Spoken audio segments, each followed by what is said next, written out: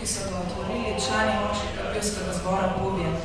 Z Zdravljico so nas upeljali v nocojšnji program, ki je namenjen počastitvi kulture. Svetovnim dnem povezanih s knjigo 21. marca je bil Mednarodni dan poezije. 2. aprila je bil Mednarodni dan knjig za otroke. To je hkrati tudi dan rojstva Hansa Christiana Andersena. 23. aprila pa bo Svetovni dan knjige.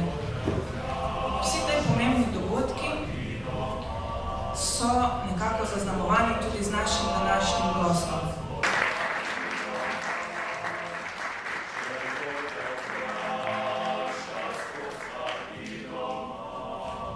Vemo, da poznate veliko zgodb, da ste veliko doživeli, to prelili v knjige.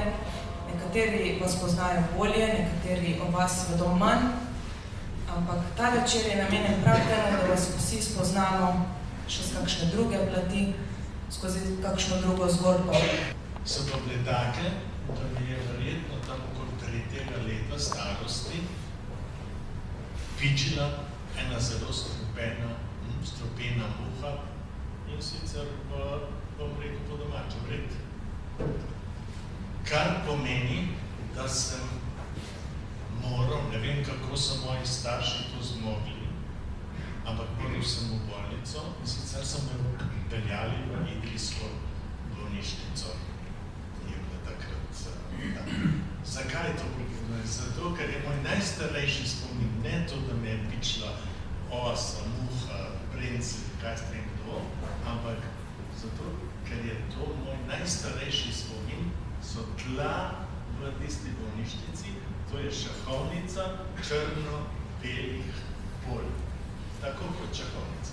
Tega se živo spominjal in to je moj najstarejši spomin. Sam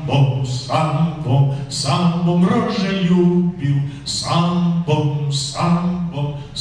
bom rože ljubil, ko boš ti v Ljubljanco šel.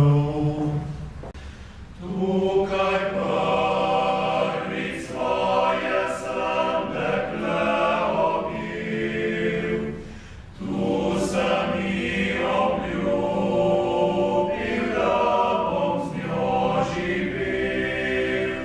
Kot veste, je Martina Kapanon napisal Fran Levstik v davnem 19. stoletju. Tistega, ki ga vsi poznate, ilustracijami Franceta Kralja, je ena zgodba.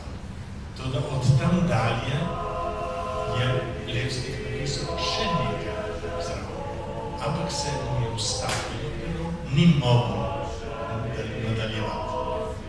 Jaz sem to vedel iz literarne zgodovine. No, in tako sem jaz se lotil pisati nadaljevanje.